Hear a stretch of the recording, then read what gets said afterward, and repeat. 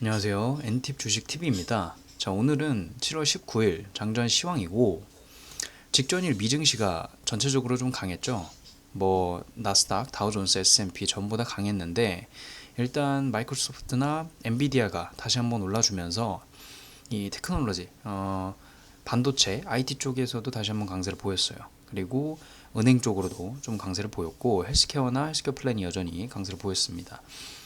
다만 엔비디아 같은 경우에 반도체 섹터 전체가 좀 동반 상승하는 모습은 아니었습니다. TSMC가 좀 떨어지면서 엔비디아만 독자적으로 좀 치고 올라간 모습을 보였는데, 일단 기본적으로 미증시 전체가 좀 강세를 보이면서 국내 시장에도 오늘 좀 긍정적인 영향을 미치지 않을까 싶습니다. 일단 그렇게 좀 생각을 하시면 될 것 같고, 엔비디아만 오르긴 했지만 뭐 다른 종목들이 아예 안 오른 것도 아니고, 여전히 국내 증시는 반도체, 2차 전지 섹터가 워낙 강하기 때문에 계속해서 그쪽에서 어떤 변동성이 나올 가능성이 높아 보입니다.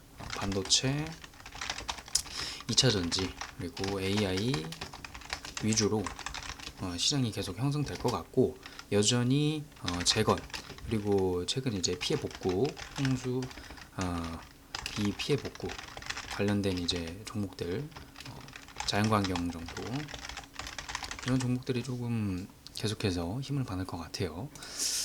일단은 어제 에코프로가 워낙 강했기 때문에 저도 좀 놀랐어요. 100만 원을 뚫고 올라가서 이렇게 14%, 15%를 상승하고 12%를 상승한 채로 종가로 마감을 했는데, 정말 광기죠. 제가 요 부분에서 몇 차례 이제 영상을 올리면서 정말 어떻게 될지 모르겠다. 나라면은 길게 들고 가지 못하겠다 했는데, 제가 예상한 것과는 다르게 뭐 떨어진다고 예상한 건 아니지만, 그래도 이 자리에서 정말 뭐 100만 원을 뚫고 뭐 150 이렇게 가긴 힘들지 않을까 했는데, 뭐 가능할 수도 있을 것 같아요. 이런 정말 광기의 흐름이라면.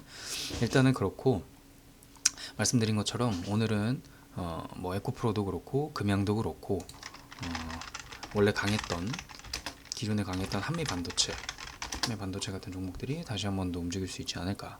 경고 종목이니까 한미 반도체는 좀 주의를 해주셔야 하고, 이렇게 좀 움직이지 않을까 싶습니다.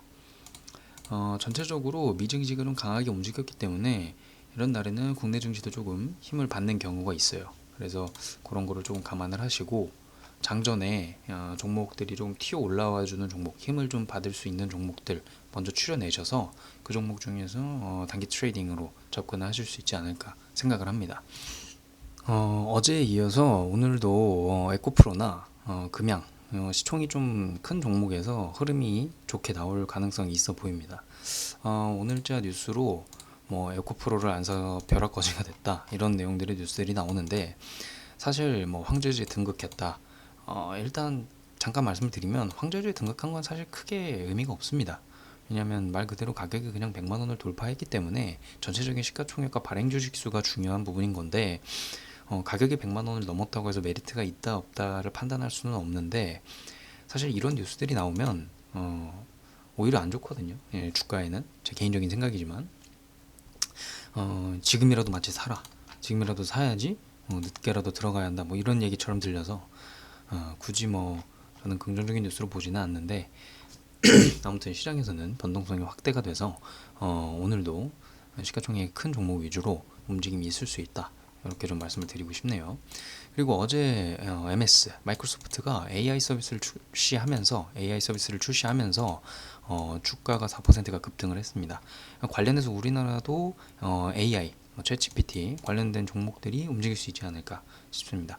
그래서 전체적인 섹터도 그렇고, 그동안 올랐던 주도주들의 움직임도 그렇고, 국내에서도 반도체, AI 섹터 쪽으로 움직임이 있지 않을까 싶고요. 뭐 파이낸셜, 그리고 뱅크, 은행이나 금융 쪽에서도 좀 움직였기 때문에 그쪽과 관련해서도 움직일 수도 있는데, 국내 은행주 같은 경우에는 하루의 변동성이 그렇게 큰 경우가 별로 없어요.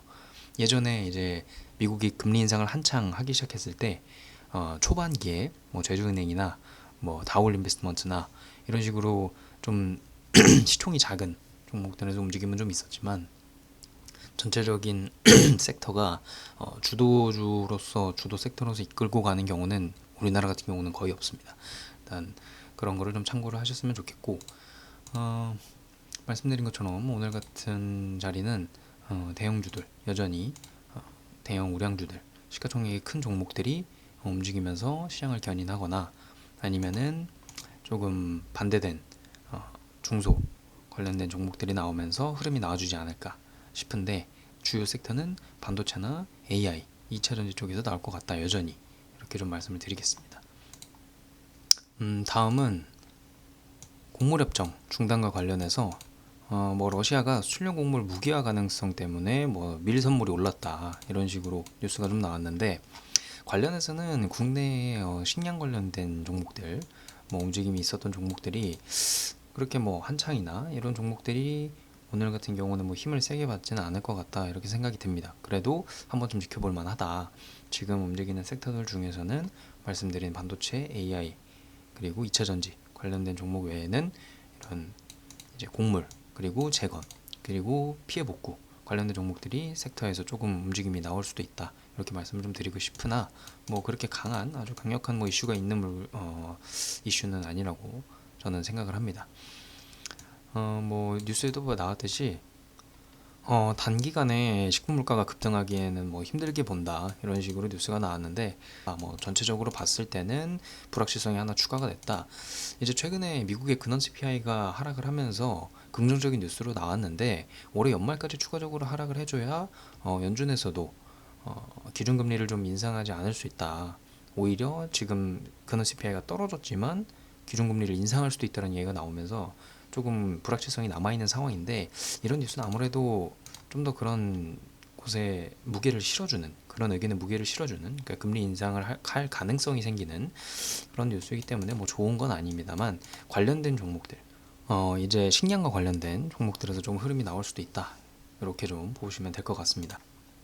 오늘은 말씀드린 것처럼 반도체, 2차전지, AI 위주로 보면서 재건, 비피해 복구와 관련된 종목 그리고 방금 말씀드렸던 식량과 관련된 종목들 위주로 보면서 이 섹터에서 좀 움직임이 있지 않을까 지켜보시면 될 것 같습니다. 자, 그럼 오늘도 권투하시고 하루를 잘 시작하시기 바랍니다. 그럼 오늘 장전 시황 마치겠습니다. 감사합니다.